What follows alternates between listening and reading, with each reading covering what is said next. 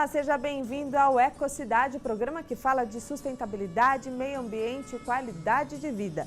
O tema de hoje é a destinação do lixo eletrônico. Para se ter uma ideia, no Brasil são produzidas mais de 1,4 milhão de toneladas desse tipo de material por ano e esse número vem crescendo. Para falar sobre esse assunto, convidamos Ana Maria Domingues Luz, presidente do Instituto GEA. Seja bem-vinda. Obrigada, eu estou muito prazer em estar aqui. Poder conversar sobre esse assunto que é muito importante, ainda mais nos tempos de hoje. E também aqui com a gente o João Carlos Redondo, diretor da área de sustentabilidade da ABNI. Seja bem-vindo. Obrigado, Marina. É um prazer. Bom, vamos começar então explicando o que é esse termo, o e-lixo ou o lixo eletrônico, né? O que é isso? É um termo que, na verdade, veio junto com a nossa sociedade moderna, né? A cada dia que nós incluímos a tecnologia na nossa vida, ao final da vida útil desses produtos, então acaba gerando o lixo eletrônico ou e-lixo. Existem vários termos que são usados para classificar. Na Europa é chamado de e-waste também, que na verdade é tudo aquilo que já não tem mais utilidade no nosso tipo de vida que nós escolhemos do uso da tecnologia. Seria um computador, um tablet? Quais aparelhos estão inclusos nisso? Hoje você tem as linhas de uso pessoal, que são celulares, notebooks, desktops, computadores em geral. E se a gente olhar para o que a gente tem em casa, fazendo uma comparação grosseira, a gente pode olhar para uma linha branca, que é aquilo que a gente tem na nossa cozinha. Tá. Uma linha marrom, que nós chamamos, o setor classifica assim, que é áudio e vídeo, que temos normalmente nas nossas salas de estar. Depois os eletroportáteis, que a gente chama de linha azul, que são furadeiras, batedeiras, secadores de cabelo e tudo mais. A linha verde, que é toda a parte de tecnologia e comunicação, que compõe esse arcabouço de equipamentos eletroeletrônicos e que em um dado momento vai ser descartado. A gente costuma, para deixar mais fácil para as pessoas entenderem, o que é lixo eletrônico? É todo aparelho que você usava na tomada ou que, de alguma forma, você tinha uma bateria, né? Que às vezes você não está na tomada, mas você botou a tomada na bateria e depois você passou a bateria para o produto. Tudo aquilo, quando você vai descartar, é lixo eletrônico. Agora, qual a importância, né, da gestão desses resíduos eletrônicos, né? A importância de saber fazer o descarte corretamente.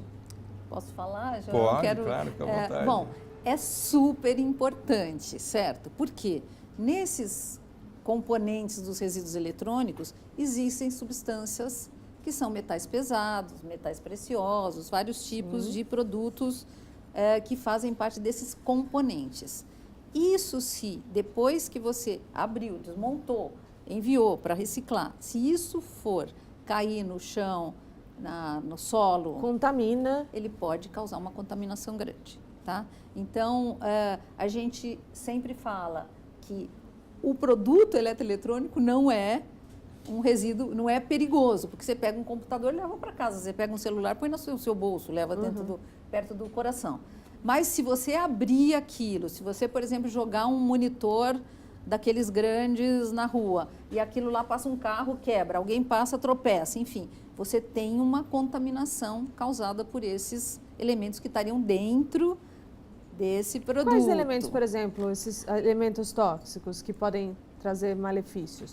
Inúmeros. Tem cromo, tem mercúrio, tem chumbo, tem fósforo, tem arsênio, tem milhões de tipos de componentes tóxicos que são em pequenas quantidades, mas estão lá. Então, se você deixar o material, por exemplo, exposto à chuva, quebrou o seu computador, o seu celular, sei lá, você largou no quintal, ali começou a chover, aquilo vai lavando o que está dentro daquele componente, ele pode contaminar com esses metais pesados que estão lá dentro. Tá certo. Agora, a gente vê, com os avanços da tecnologia, a gente vê cada dia mais um novo aparelho chegando por aí, né? As pessoas compram cada vez mais, adquirem. Sem pensar. Descartam também. De qualquer maneira. Sem pensar. As pessoas estão com uma consciência maior em relação ao descarte desses resíduos eletrônicos ou ainda falta muito? Eu acho que existe assim, complementando o que a Ana colocou, o lixo ele é problema em qualquer lugar do mundo, em qualquer tipo de lixo, né? Toda vez que você tem uma geração e a gente aprendeu que durar para sempre não é uma coisa boa, e a gente aprendeu isso com alguns materiais, você tem que criar um processo para devolver isso para a indústria. Então, A importância de você reciclar o eletroeletrônico é você devolver à indústria, com valor agregado muitas vezes e com custo muitas vezes, para que você trate adequadamente, uma matéria-prima não renovável. Porque ali você tem uma cadeia de metais nobres, que normalmente as pessoas imaginam que é um garimpo de ouro, vamos assim dizer, o lixo eletroeletrônico, e não é bem assim, mas ajuda efetivamente a custear o processo. Para a gente ter uma ideia, mais ou menos 13% de um lixo misto eletrônico tem um tipo de metal precioso. Prata, paládio, cobre, alumínio, ouro e tudo mais. Só que todo o resto são materiais que você vai ter algum tipo de custo para destinar. Então, de alguma forma, a gente tem que se adequar ao tipo de lixo que a gente está gerando. Quando você, e a Ana colocou muito bem, né, o resíduo eletroeletrônico ele não é perigoso se for manipulado corretamente. O que você não pode fazer é descartar de forma inadequada. Vai lixiviar com chuva, com agressões no solo e tudo mais. Mas se você conseguir, dentro de um processo de tecnologia, trazer isto para dentro da indústria, é uma fonte barata de você obter matéria-prima nobre para voltar para a indústria. E aí você tem dois pontos interessantes que a gente costuma dizer. Esse é o princípio da economia circular, né? Que a gente está habituado a explorar, montar um produto, vender o produto, usar o produto e descartar o produto. Linear, né? A gente É um linear, que é o conceito da economia que está há 150 anos na nossa vida. Mais recentemente, a gente percebeu que esse processo é insustentável. Extrair, produzir, vender, consumir e depois descartar é insustentável, não tem recurso no planeta para isso. E pior do que isso contamina o nosso meio em que a gente vive, né? Não só a nós humanos, mas outros animais que vão estar dentro desse ciclo e que podem eventualmente entrar na nossa cadeia de alimentação contaminados com metais pesados, né? Ou com outros materiais. Então, quando você pensa na economia circular, que é devolver esse material para a indústria, você está preservando aquele estoque de materiais que estão na natureza ainda virgens, disponíveis para que as gerações futuras possam utilizar, gastando menos energia, gerando menos emissões de carbono para produzir, porque você gasta e gera mais empregos para isso também. A diferença de uma economia linear, que a gente fala, que é a economia tradicional, para circular, é que quando você produz, você gasta mais ou menos 3/4 de todo o seu custo é de energia. E você gera 1/4 disso de emprego. Quando você pensa na economia circular, essa conta se inverte. Você gera muito mais emprego e usa muito menos energia. Então, aí você fecha uma conta em que na verdade, a gestão desse resíduo que nós passamos a destinar nos últimos 30 anos, talvez, que a tecnologia está mais presente na nossa vida, também nos leva a mudar o nosso comportamento de tratar os nossos lixos, os nossos resíduos, né? E aí, com isso, você tem que refletir o seu modelo de consumo. Você comentou, mas cada vez mais tem produtos novos, nós somos atraídos por uma tecnologia. Gente, é obrigada Existe um a apelo trocar. para isso, né? E a gente percebe o quanto isso mexeu no comportamento dos jovens, principalmente, que já nasceram com um software novo, vamos assim dizer. É verdade. A rede social, muitas vezes, você vê dois jovens conversando um do lado do outro, um silêncio total. Exato. Os dois teclando no computador, no celular, e você pergunta, o que vocês estão fazendo? Nós estamos conversando, um do lado do outro, não abre a boca. Que é uma Nem tragédia vamos entrar social. na se a gente complicação pensar que é nisso. isso nas relações humanas, né? É não é o verdade. caso do que nós estamos conversando Exato, aqui. Mas diz exato. que realmente está vindo uma mudança completa nas relações humanas, porque cada vez mais as novas gerações não conseguem mais conversar pessoalmente, acham difícil. Porque é muito mais tranquilo você teclar e esperar o outro responder do que você olhar na cara da pessoa e ter uma resposta. E no meio disso Muito você tem um louco, equipamento eletrônico. Muito né? louco. E aí, no meio aí disso, surge um novo e você precisa... Aí você você classifica, você poderia classificar esse usuário em alguns tipos, vamos assim dizer. Aqueles que são extremamente fascinados por tecnologia. E aí entra uma questão de quanto tempo dura esse produto. Porque aí está o segredo desse processo. Se eu tenho um apelo muito grande à tecnologia, eu quero estar, o que a gente chama de up-to-date, com tudo aquilo que o mercado tem disponível, eu quero ter o último modelo, o celular mais rápido, o iPad, sei lá o quê, aquele tablet, aquele computador mais poderoso, mas a próxima geração eu vou querer trocar meu equipamento. E aí, invariavelmente, ou você passa isso adiante, ou você eventualmente descarta esse material. O que a gente tem percebido, né, porque o GEA, o Instituto GEA, no que eu trabalho, a gente trata muito com as pessoas e o que as pessoas fazem com esse resíduo. E o que acontece? A maioria das pessoas deixa meio acumulada em casa, no geral, é verdade. que a gente vem percebendo. Como aquilo custou caro, o computador custou caro, o celular Tem até custou um caro. apego, né? A pessoa não descarta como descarta um papel, um plástico e tal. E o que acontece? Isso também não é nada bom, porque você vai acumulando na sua casa um monte de equipamentos que você não vai usar mais para frente, mas que a pessoa fica com aquilo ocupando espaço em casa. E o problema, se ela for procurar como descartar, ela dificilmente encontra, né? Ou ela tem que levar aquilo em algum lugar, enfim, é complicado. Nessa linha é que nós temos trabalhado nos últimos anos. Com duas, posso falar? Vamos fazer assim? Eu quero saber de tudo, todos os trabalhos de vocês no próximo bloco. A gente vai fazer um rápido intervalo e já voltamos com mais Ecocidade e destinação do lixo eletrônico. A gente já volta.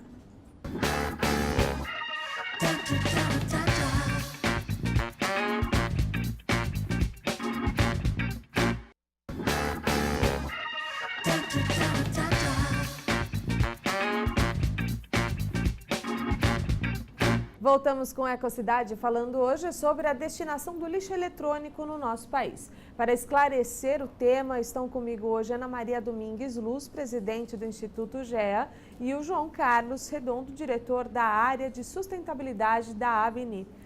Gente, a gente está falando da dificuldade, né, das pessoas já de descartar o lixo comum, né? Temos dificuldade ainda com isso. Imagina com lixo eletrônico, é isso? É isso. A gente vem percebendo lá no GEA um aumento grande do interesse das pessoas em descartarem as coisas corretamente. De papel, plástico, já vidro. Existe uma conscientização, um movimento, existe, né? Porque o GEA foi fundado em 99, né? De 99 para cá, a gente percebe uma evolução muito grande, principalmente em São Paulo. Criaram sistemas em que as pessoas descartam no seu próprio condomínio, enfim. Anda funcionando. Não está no ideal, mas está mais ou menos equacionado. Agora, com relação ao lixo eletrônico, isso não existe. Você não consegue deixar no seu prédio o lixo eletrônico, porque o pessoal não vai saber como encaminhar, você não consegue deixar na rua, porque o caminhão do lixo não leva. Então, aquelas pessoas que se preocupam com isso, que já estão tendo noção de que isso é contaminante se você deixar de qualquer maneira, têm procurado, às vezes, o GEA, para procurar encaminhar isso corretamente. Porém, não é muito fácil de encaminhar, porque existem poucas possibilidades. Então, é nisso que o GEA vem trabalhando nos últimos anos, porque existe já quase 100% das cidades brasileiras cooperativas de catadores ou catadores trabalhando, recolhendo papel, plástico, vidro, mandando para reciclar. E o que nós pensamos? Vamos capacitar esse pessoal para que eles saibam como tratar o lixo eletrônico, que não é da mesma maneira que separar plástico, papel e vidro, é um pouco mais complexo, mas é possível treinar esse pessoal para que eles saibam tratar corretamente, e daí você já tem uma estrutura montada em quase todas as cidades, porque as cooperativas têm caminhão, tem galpão, enfim, facilita tem muito. Pessoas, tem força de trabalho, e isso traria dois benefícios grandes. Um é que você poderia, em qualquer cidade, se você tivesse cooperativas capacitadas em todas as cidades, as pessoas teriam à disposição uma maneira de encaminhar corretamente esse lixo, e essas cooperativas teriam que estar treinadas não só para manipular corretamente, mas para destinar corretamente, que esse é um outro problema. Você tem que mandar para empresas corretas, certificadas e tal. E o outro é você gerar recursos econômicos para essas pessoas, porque as cooperativas de catadores estão aí, eles vivem em situação muito precária, normalmente a renda é muito baixa e tal. E se você colocar o resíduo eletrônico no material com que eles trabalham, você aumenta muito o valor do que eles conseguem tirar no final do mês, a retirada. É transformar o problema em solução. Em soluçãozíssima. É super bacana, né? João, eu gostaria que você falasse sobre o projeto Green Electron. Qual é a importância, né, desse gerenciamento e da logística reversa desses resíduos?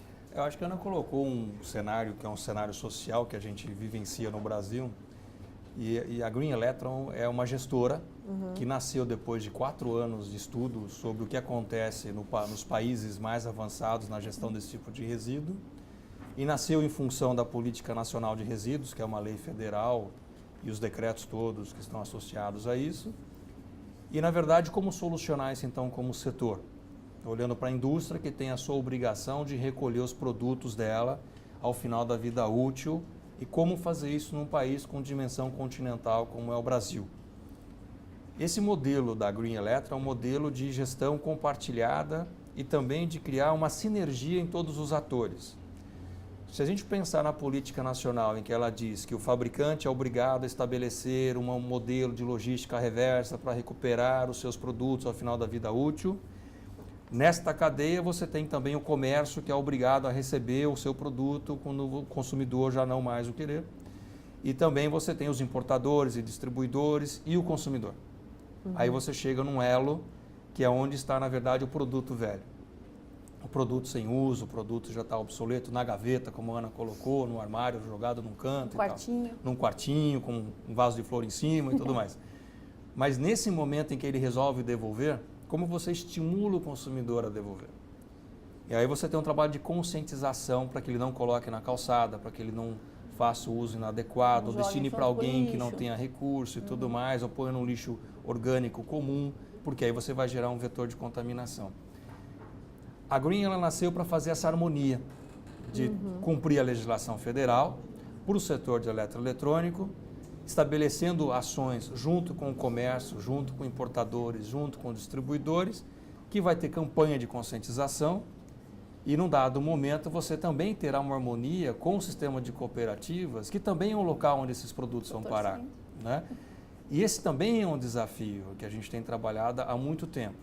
E aí você consegue, então, criar um sistema, dar vida a um sistema que precisa de uma gestora, uma instituição que vai estar harmonizando isso. Funciona assim em Portugal, funciona assim no Japão e funciona assim em outros países europeus. E o sonho é que aqui também aconteça. Essa é uma construção. Né? Não é muito nosso sonho, não. Porque a gente acredita que os modelos existentes em outros países, países onde já está tudo mais civilizado, onde você tem menos população carente, etc., não se aplicam exatamente no Brasil. É uma outra cultura, porque uma outra realidade. Esses outros modelos que existem não levam em conta a questão de que nós temos uma população de milhões de pessoas trabalhando com resíduos, né, com lixo, que são os catadores e as cooperativas de catadores. Normalmente esses planos que são feitos nas camadas e esferas mais altas da população, né, que são os gabinetes das empresas e dos grandes capitais, etc., não levam em conta a população que eu estou falando, que são os catadores. Tanto que eu tenho certeza, João, que os catadores não estão muito contemplados nesse modelo. Por exemplo, em São Paulo, o modelo que a agência japonesa criou privilegia uma cooperativa, uma apenas. Se nós temos em São Paulo muitas, pelo menos capacitadas já tem pelo menos 8 que teriam condições, conhecimento, equipamentos, etc., para destinar corretamente. Então existem algumas distorções nesse caminho, sabe? E que eu acho e reivindico, e acho que isso que tem que ficar claro, que é uma questão de justiça, na nossa opinião, que cooperativas de catadores que tenham conhecimento, capacitação, claro, estruturação, equipamentos, possam trabalhar com possam ter também esse resíduo como um resíduo que vai lhes trazer mais renda. E não isso ficar alijado e deixar para os catadores apenas papel sujo, plástico, etc. E o resíduo eletrônico fique na mão de outras esferas. Agora, para a gente concluir esse bate-papo aqui, fundamental, 2 pontos fundamentais: políticas públicas, nesse caso, e conscientização. Sem dúvida. Sem dúvida. São 2 pontos fundamentais. Sem dúvida. Eu acho que é um processo. Nós, como povo brasileiro, vamos se dizer, a gente aprendeu a usar o cinto de segurança porque veio uma lei. Por mais que você dissesse ao cidadão comum que o uso do cinto de segurança poderia salvar-lhe a vida num acidente, e que nem todo mundo tem a obrigação de conhecer as leis da física, né, de que ele vai continuar acelerado, né, ele tem a sensação que ele está parado dentro de um carro, mas numa colisão ele provavelmente vai sofrer grandes danos. Mas a gente se conscientizou a usar o cinto por meio de uma lei. A política nacional ela ficou sendo discutida por 20 anos. Né, E ainda tem muitos desafios, e um desses que a Ana colocou é um dos desafios que a gente tem como sociedade, mas a gente tem que começar de alguma forma. E a gente entendeu que a forma de se começar isso é por pilotos, em que você faz num ambiente mais controlado. Nós temos uma cooperativa hoje no programa, poderíamos ter 8 daqui a um ano. Né? O programa da Green Electro, ele sai como um piloto, mas ele sai como um piloto já de crescimento de operação. Ele não tem começo, meio e fim. Ele tem começo e o fim, na verdade, é o cumprimento das metas nacionais de reciclagem.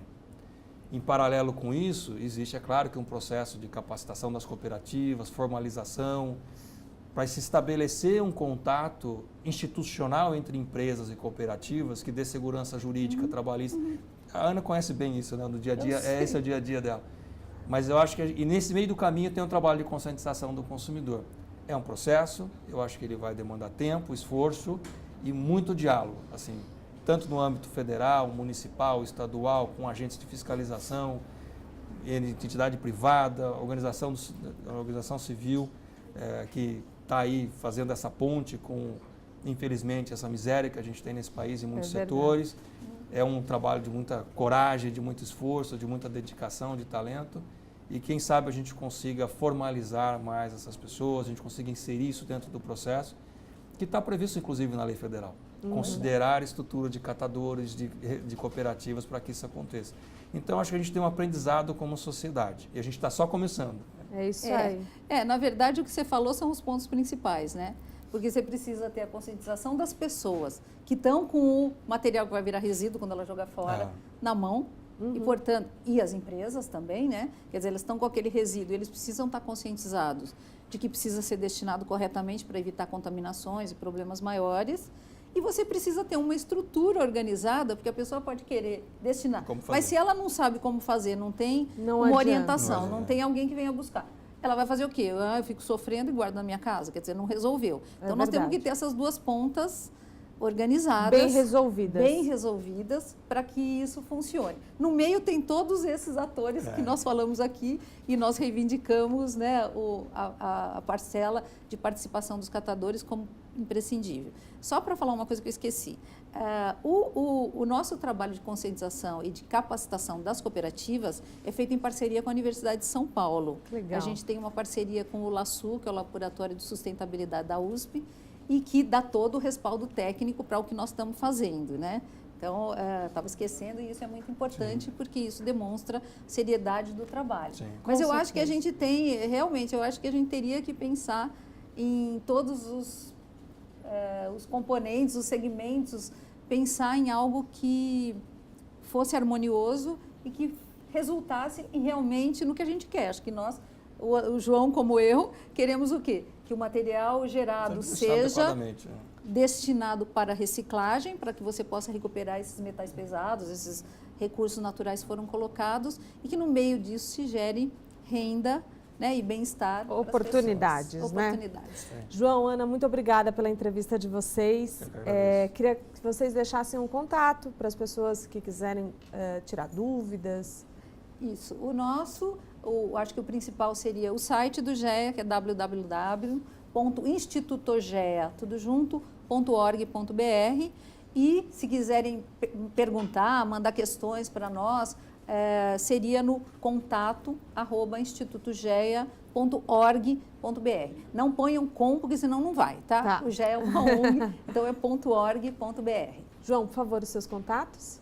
Tem o site institucional da ABINE, é ABINE, www.abine.org.br. E lá a equipe está à disposição para encaminhar os pedidos, que são muitos que chegam com essas dúvidas que a Ana colocou e tantas outras sobre o setor. É isso aí, muito obrigada pela entrevista mais uma vez. Obrigada a vocês. E o Ecocidade de hoje fica por aqui. Mande uma mensagem, sugira um assunto para discutirmos no programa. O nosso e-mail é o tv@câmara.sp.gov.br. Até o próximo programa. TV Câmara São Paulo, informação para a cidadania.